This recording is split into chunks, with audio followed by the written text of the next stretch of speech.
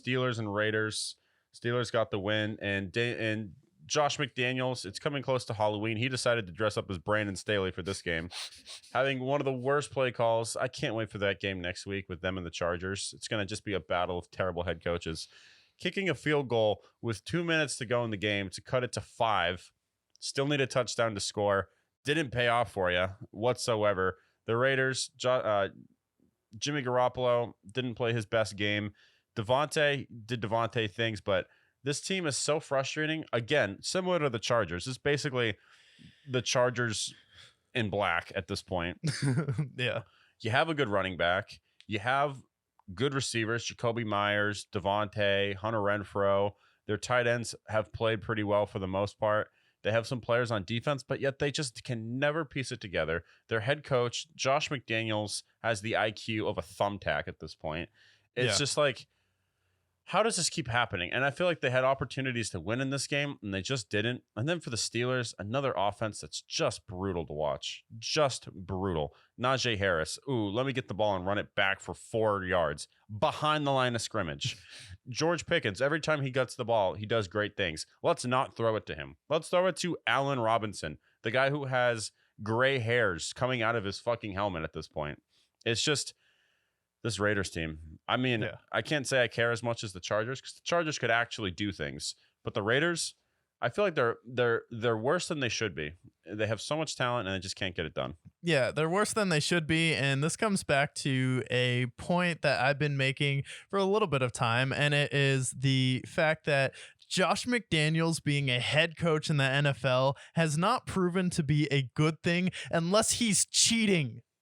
He started out with the Broncos. They're like, okay, we got something here. And they're like, oh, wait, he's cheating. He's filming people's practices. And then ever since that, he's been a terrible head coach. They underachieved last year. Derek Carr hated him. It was just bad vibes all around with Josh McDaniels last year. Okay, let's go ahead and bring in Jimmy Garoppolo. Okay, he's in concussion protocol now. So we may be rolling out Brian Hoyer or the rookie, I forget his name. Aiden O'Connell, who looked good in preseason. So maybe he can give them a little bit of a spark. And then we don't want to pay Josh Jacobs. So he ends up missing all of training camp and has to do conditioning at his old high school or college facility in Oklahoma. So Josh Jacobs hasn't been able to get going. And doing that, Jimmy Garoppolo was just getting teed off by Alex Highsmith and TJ Watt, who might be the most dynamic pass rushing duo in the NFL right now. You want about two dogs who just get after it. TJ Watt is probably going to average 3.5 sacks a game this season. He's been an absolute monster.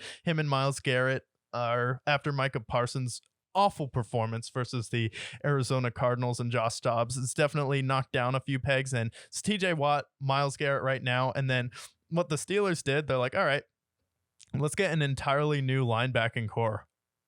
What? Cole Holcomb, Quan Alexander as their coverage guy. They brought in 3 new linebackers. Their defense looks better than last year. They're still working in their rookie corner, who is getting a lot of praise in the draft. You still have Minka there, and then Patrick Peterson is playing very well for them at corner so far. So I think the Steelers defense is better than it was last year. It's just the fact that Matt Canada, as Max Kellerman would say, if aliens came down and they asked for one running back to get 1 yard, who would it be? And if you looked at the Steelers, they would be like, obviously it's Jaylen Warren, right?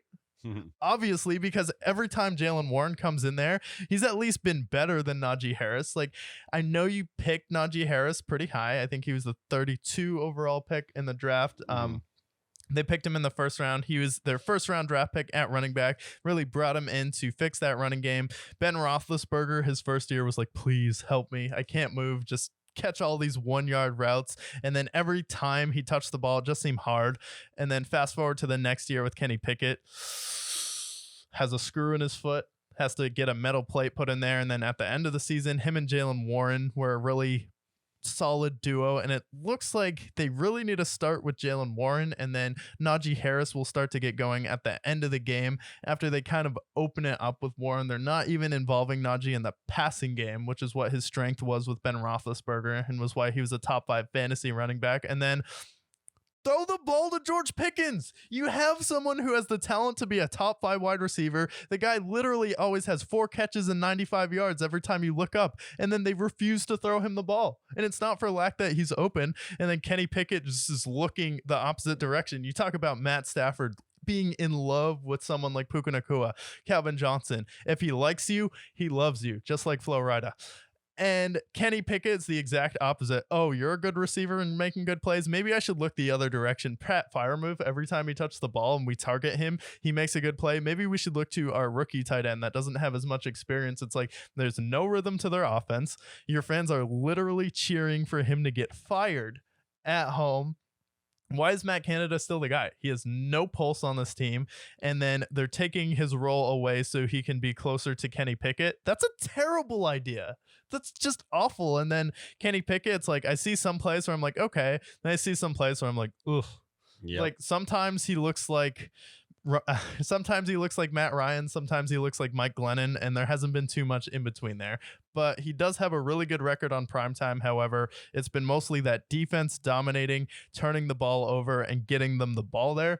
So it's like, how much of this is the defense putting them in good positions? Because if their defense wasn't one of the best in football, they probably would have lost to the Browns if their defense doesn't have a pick six and TJ Watt getting a scoop and score. So they would have been fighting not to be 0-3 in this game.